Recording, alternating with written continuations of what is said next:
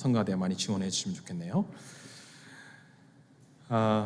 여러분 먼저 축복합니다. 여러분의 인생 가운데서 하나님께 할렐루야 이렇게 외치며 하나님을 찬양하라, 그런 간증과 고백이 터져나오는 생애가 되기를 예수님의 이름으로 축복합니다. 아멘.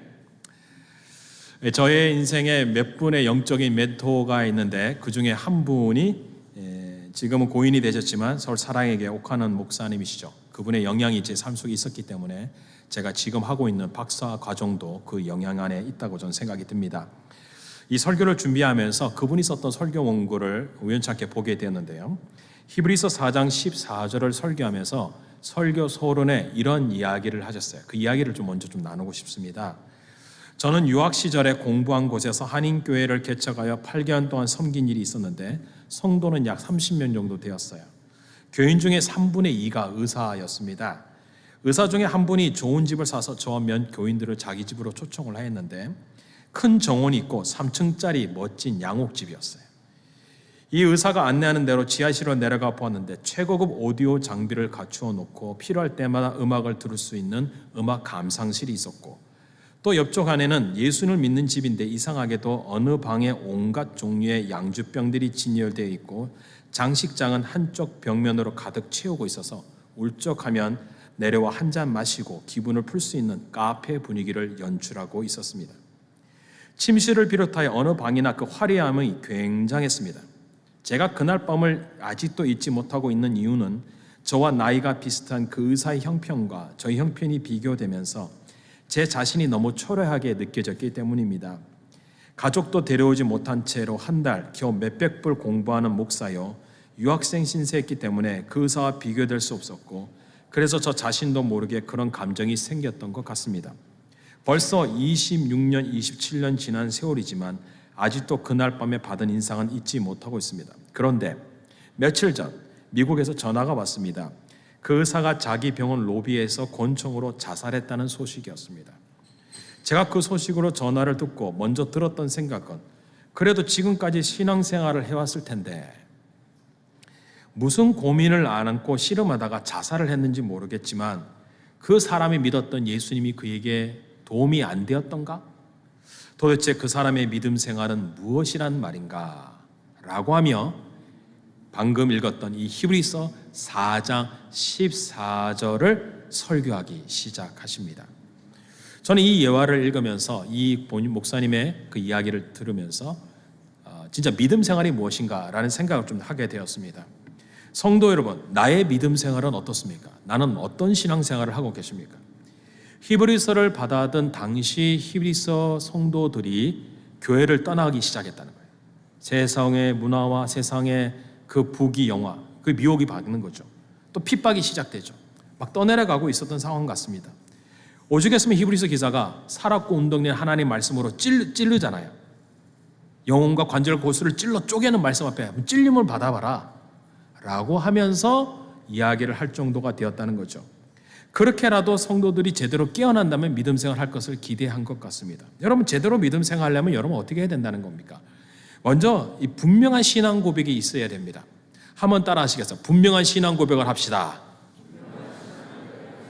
14절을 다시 한번 읽어보겠습니다. 시작. 그러므로 우리에게 큰 대제사장이 계시니 승천하신 이 곧 하나님의 아들 예수시라. 우리가 믿는 도리를 굳게 잡을지어다. 우리의 믿는 도리라고 하는 표현이 있는데, 이 도리라는 것은 도와 이치를 깨닫다는 그런 한자 의미보다는 이 고백이라고 하는 성경 원문의 뜻이 있어요. 그러니까 믿음의 고백이 되시는, 내가 믿는다면 믿음은 고백되어져야 돼요. 그럼 사랑한다라고 하는 것을 알고 결혼하잖아요. 근데 사랑을 결혼하려면 사랑한다고 고백을 해야 되잖아요. 결혼해 주세요라고 고백을 해야 되지 결혼하는 거잖아요. 그러니까 사랑과 하는 것은 감정이 아니라 고백되어져서 감정이 객관화돼야 돼요. 믿음도 마찬가지. 내가 예수님 믿는다라고 하면 뭐 어떻게 아느냐 이거예요. 고백을 들어보면 하는 거예요. 그게 신앙 고백이에요. 신앙 고백을 통하여 예수님이 누군가를 고백하게 되는 것이 믿음의 도리다. 오늘 이 본문에 등장하는 히브리서 기자는 예수님에 대해서 이렇게 표현했어요. 예수님은 나의 신앙 고백 대상인데 그분은 승천하셨다. 그분은 하나님의 아들이다. 그리고 그분은 대제사장이다. 이런 고백을 하고 있다는 거예요. 전도 폭발팀에서 진단 질문 중에 이런 질문을 합니다. 천국 문 앞에 서 있는데 당신이 천국에 들어와야 될 이유가 무엇입니까? 라고 묻는다면, 하나님이 물으신다면, 아니 예수님이 물으신다면 뭐라고 대답하시겠습니까? 라고 묻습니다. 올 한 해 전도파 플랫폼이 수백 명에게 복음 제시를 했어요. 우리 교회 내부에 있는 분들도 많이 했습니다. 많은 분들이 이런 대답을 했답니다. 교회를 빠지지 않고 잘 다녔습니다. 모태신앙입니다. 교회에서 봉사했습니다. 우리 부모님이 선교지에 교회를 세웠습니다. 착하게 살았습니다. 죄짓지 않고 정직하게 살았습니다. 하나님이 선택하신 자녀니까요. 하나님이 선택하신 자녀니까 나는 구원받은 게 확실합니다. 그런데 여러분, 이것으로 천국에 들어갈 이유는 불충분하다는 사실을 여러분 아셔야 됩니다. 왜냐고요? 성경이 무엇이라고 하는 얘기가 중요하다. 요한복음 14장 6절에 보면 이런 말씀이 있어요. 예수께서 이르시되 내가 곧 길이요 진리요 생명이니 나로 말미하지 않고는 아버지께로 올 자가 없느니라. 그러니까 천국을 어떻게 가느냐, 하나님께 어떻게 가느냐, 예수님 외에는 갈 방법이 없대요. 예수님 믿지 않으면 구원받을 수가 없습니다. 예수님을 믿어야 천국 가는 겁니다. 예수님 없이는 천국에 들어갈지도 못하고 근처도 갈 수 없어요. 교회를 다녔다는 것으로 구원이 되지 않습니다. 진정으로 예수님을 믿는다는 것은 예수님을 나의 구주로 영접한 사람은 고백을 해야 돼요. 그 고백이 분명해야 합니다. 그렇다면 무엇을 고백하는 겁니까? 예수님을 믿는다는 건 뭘 믿는 거예요, 여러분? 어떤 걸 믿으시는기 때문에 교회를 나온 겁니까? 본문에 말했잖아요. 이 히브리서 기자는 승천하셨다. 그리고 대제사장이다. 대제사장은 어떤 사람이 희생제사를 드리잖아요. 근데 히브리서 기자가 계속 말하잖아요. 예수님은 대제사장인데 십자가에 죽으셨다. 그 말 하는 거예요. 예수님 십자가에 죽으신 거예요. 하늘로 올라가셨어요. 그리고 그분은 하나님의 아들이에요. 이 땅에 아들로 오셨어요. 성육신 하신 거예요. 그래서 예수님을 믿는다는 얘기는 예수님이 이 땅에 오신 걸 믿는 거예요. 그리고 예수님이 이 땅에 오신 십자가에 죽은 걸 믿는 거예요. 그리고 부활하신 걸 믿는 거예요. 그리고 승천, 하늘로 올라가신 걸 믿는 거예요. 그리고 마지막 한 가지, 다시 오실 것을 믿는 거예요. 그러니까 왜 대강절이라고 했느냐? 지금 대강절 기간을 보낸다는 거예요. 이 말은 2000년에 오신 예수님이 아기 예수로는 다시 안 와요. 2000년에 오실 때는 구원자로 오세요. 근데 다시 올 때는요, 예수님은 이제 어른으로 오시는 거죠. 완전체로 오시는 거죠. 그리고 이번에는 심판주로 오세요. 심판주로 오시는 예수님을 다시 기다리는 심정으로 지키는 기간이 이 대강절 기간이다.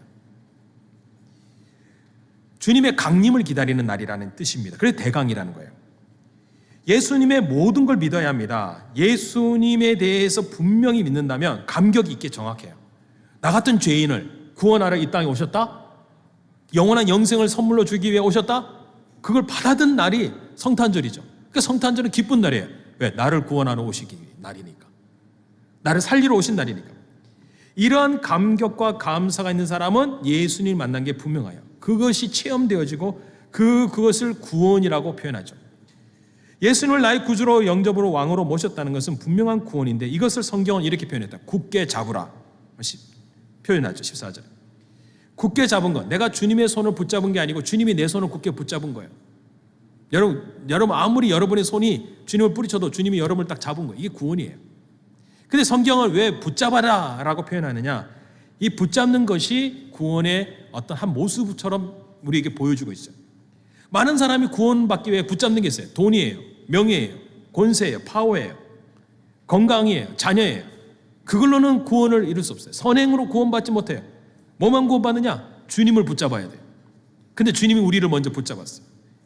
예수님으로밖에 구원받을 방법이 없다는 얘기를 성경이 말해요. 그래서 요한복음 3장 16절에 이런 말씀이 있잖아요. 같이 한번 읽어보시죠. 시작. 하나님이 세상을 이처럼 사랑하사 독생자를 주셨으니 이는 그를 믿는 자마다 멸망하지 않고 영생을 얻게 하려 하심이라. 여기에 믿는 자, 믿는 것처럼 보이는 그게 내가 하나님을, 예수님을 붙잡는 거예요. 여러분, 그분만을 믿는 게 영생이라는 거죠. 요즘 세상은요, 예수님을 영원한 구세주로 받아들이는 성탄절로 기억하지 않습니다. 성탄절의 주인공을 점점 지워버리고 성탄절에 다른 주인공을 갖다 놓죠. 예수님의 탄생일에 산타가 주는 선물이 더 주인공처럼 드러나게 되고, 가족과 노는 날, 쇼핑을 하거나 물건을 사는 날, 호주에서 크리스마스를 보내면 몇 가지를 해야 돼요. 크리스마스 크래켓을 부러뜨려야 돼요. 그리고 크리스마스 라이트를 장식을 해야 돼요. 번쩍번쩍 했는데 거기에는 어떤 십자가도 없어요. 거기는 오히려 산타들이 많아요. 오히려 다른 형상들이 많아요.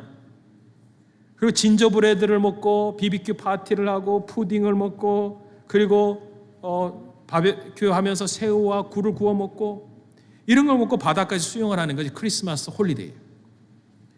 이런 것들을 하는 날이 되어버린 거죠. 그러나 여러분, 크리스마스라는 단어의 뜻이 뭡니까? 크라이스트, 예수님께, 마스, 예배예요. 미사예요, 미사. 그래서 그리스도께 예배하는 날이 성탄절인데 지금 성탄절은 뭐냐? 그리스도께는 예배는 안 하고 사람을 기쁘게 해주기 위해 선물을 주고 사람을 기쁘게 해 먹고 사람을 기쁘게 해 휴식을 하고 휴가를 보내는 날로 바뀌었어요. 여러분, 예수님이 진정한 나의 구세주라면 분명한 신앙 고백이 있는 사람은 이 성탄절날 주님을 사랑한다고 고백하셔야 돼요. 주님이 오심을 기뻐해야 돼요. 주님 감사합니다 하고 고백하셔야 돼요.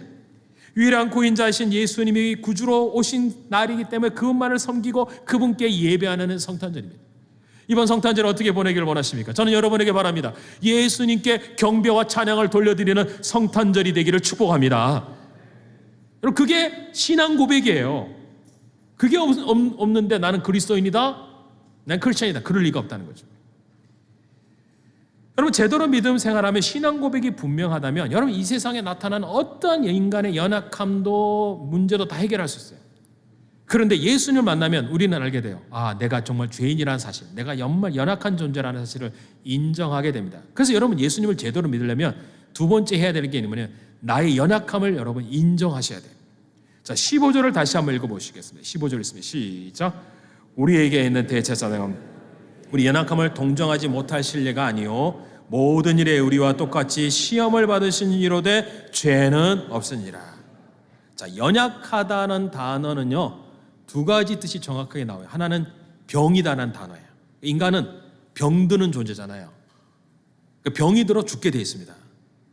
죽음에 이르는 병, 그게 사망이에요. 그리고 이 단어는 또 다른 의미가 있어요. 여러분, 시험 받는 존재라는 거예요. 그러니까 사람은 늘 흔들리는 존재라는 거예요. 언제든지 바뀌는 존재라는 거예요. 이게 인간이 연약한 존재예요. 그래서 여러분, 인간이 죽게 된 결정적인 계기가 아담과 하와가 시험을 받아 흔들렸잖아요.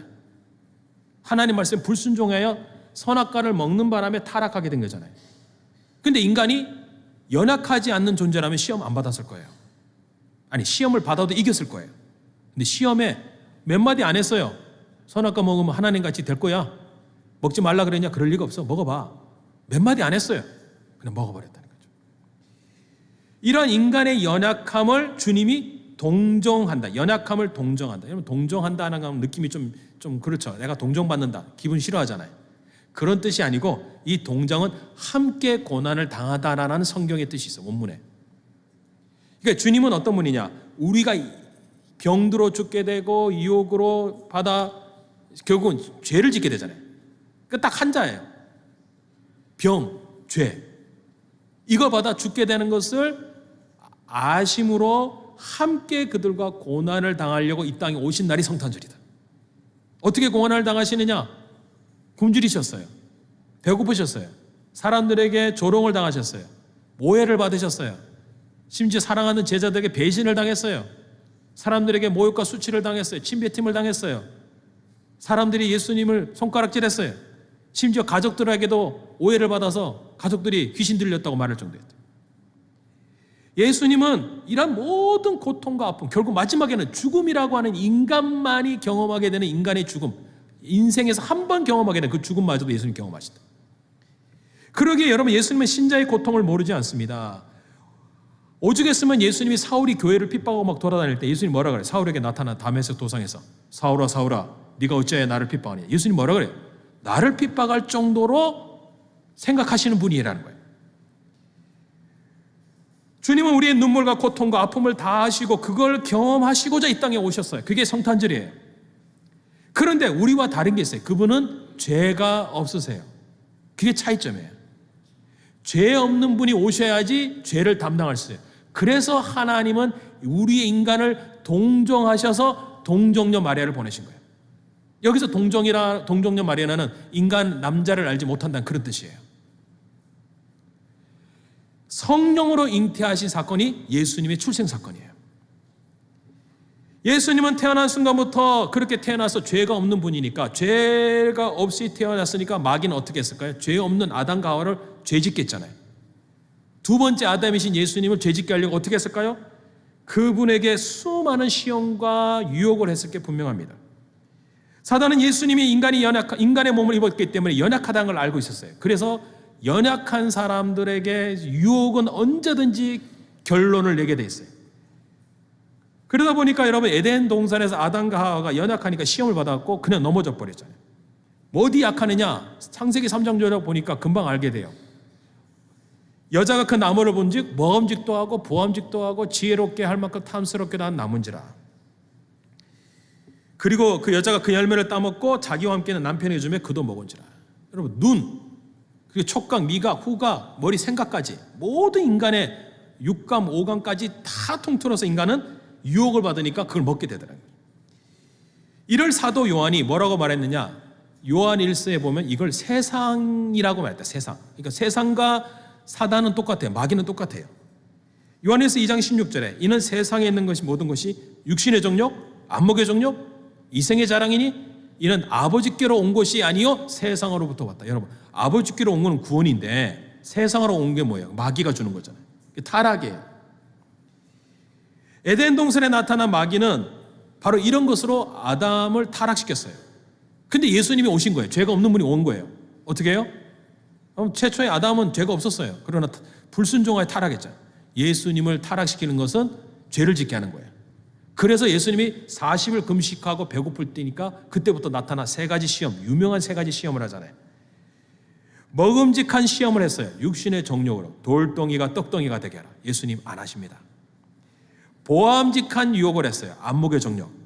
천하 만국의 영광을 보여주면서 내게 절하라. 그래요. 예수님 안 하세요.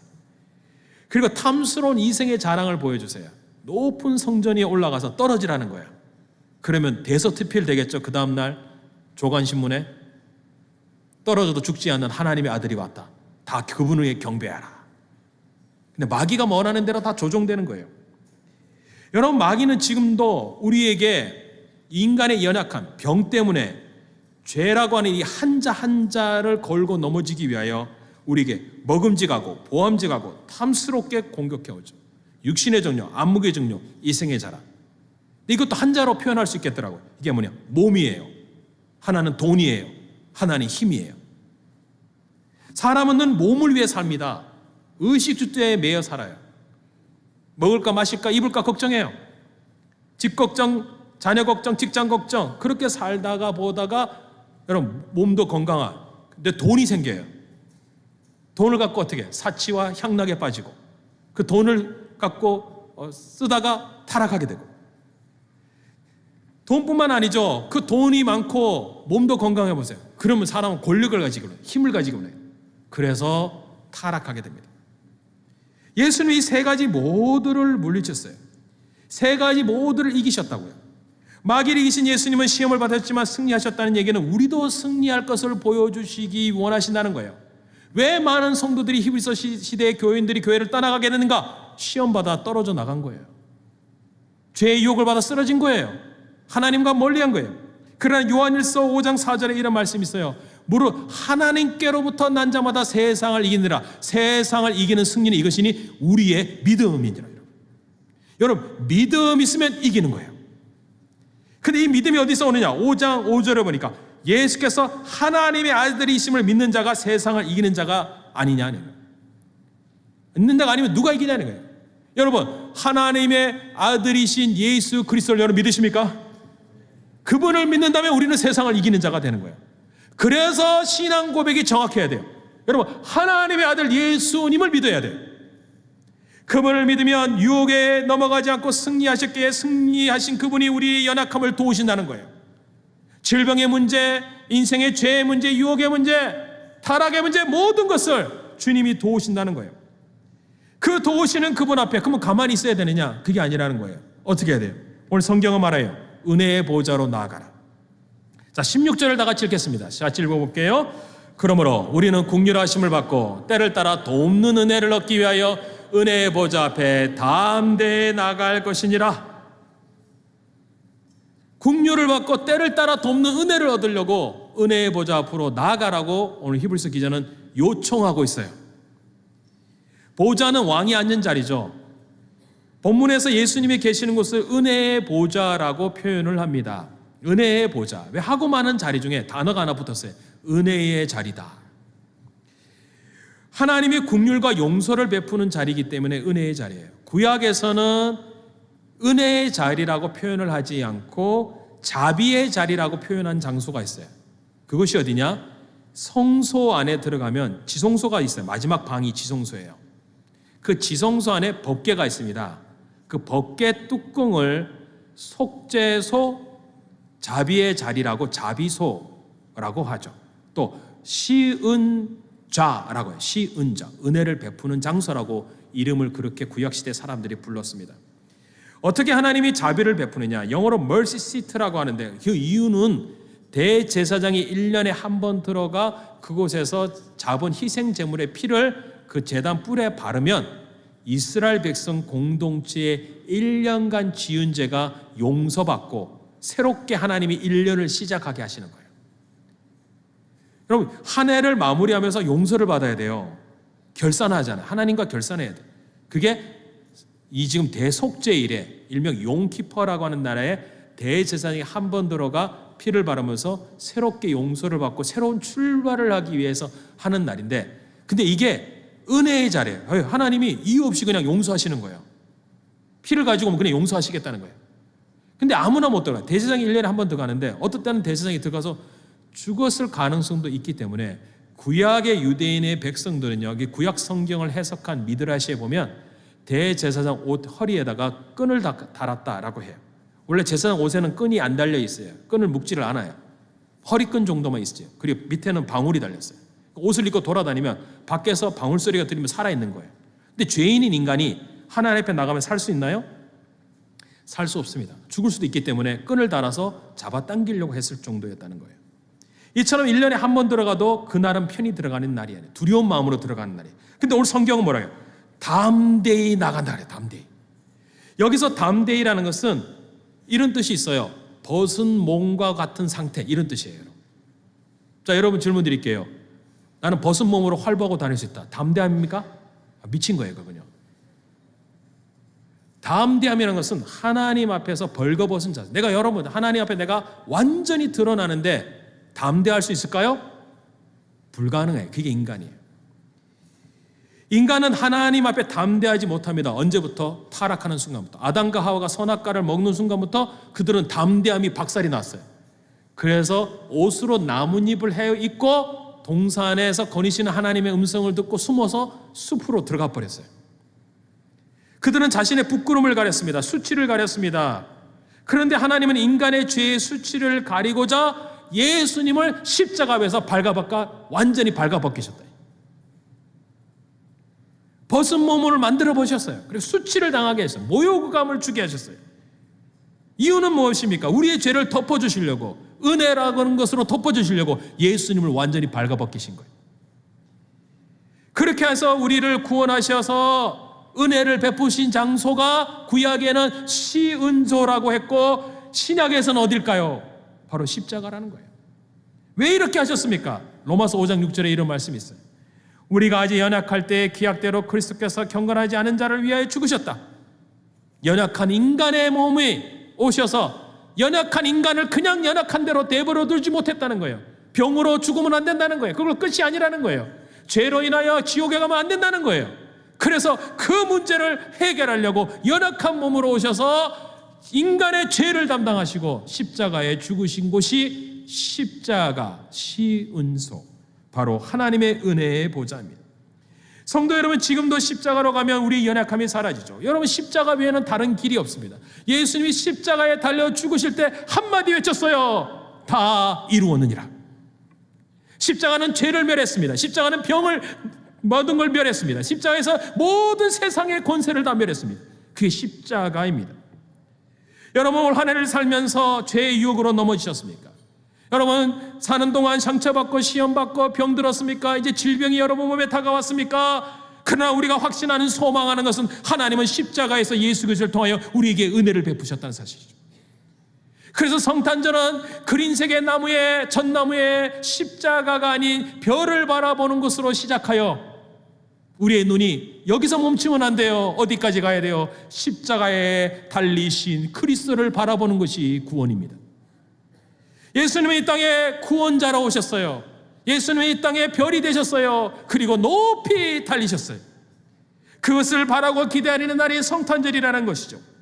사랑하는 성도 여러분, 인간은 선악과의 나무를 먹고 죽을 수밖에 없는 연약한 존재였지만 연약한 우리를 그냥 두지 않기 위하여 십자가에 달려 수치를 당함으로 우리의 연약을 친히 담당하신 사건이 십자가입니다. 그렇게 여러분 십자가로 나가면 하나님은 언제든지 우리의 은혜를 베푸시고, 그래서 바울이 외쳐요. 십자가 외에는 구원받을 길이 없어요. 십자가가 구원받는 자에게는 능력이 되는 거예요. 십자가를 붙들면 우리의 모든 인생의 문제를 돌파해낼 수 있습니다. 올 한 해 어떤 문제 때문에 낙심했나요? 여러분, 죄의 문제가 끊어들지 않고 해결되지 못했습니까? 병 때문에 고난을 당하셨습니까? 여러분, 은혜의 보좌 앞으로 달려가십시오. 그리고 예수님의 나는 아무 능력 없어도 예수님으로 인하여 담대하십시오. 그리고 예수님의 보혈을 의지하여 하나님께로 나가십시오. 바로 하나님은 오늘 우리에게 은혜를 베푸셔 우리로 하여금 주께로 나오게 하십니다. 성도 여러분이 은혜의 십자가로 우리를 살리셨습니다. 그 십자가 앞으로 나가시면서 이번 성탄 기간이 이 별에 달리신 예수님으로 끝나지 아니하고 십자가에 높이 달리신 예수 그리스도를 바라보므로 진정으로 주님이 우리에게 내리시길 원하는 그 은혜를, 구원의 은혜를, 하나님의 은혜를 경험하는 놀라운 성탄의 기간과 주간이 되기를 예수님의 이름으로 축복합니다. 아멘. 찬양 드리겠습니다.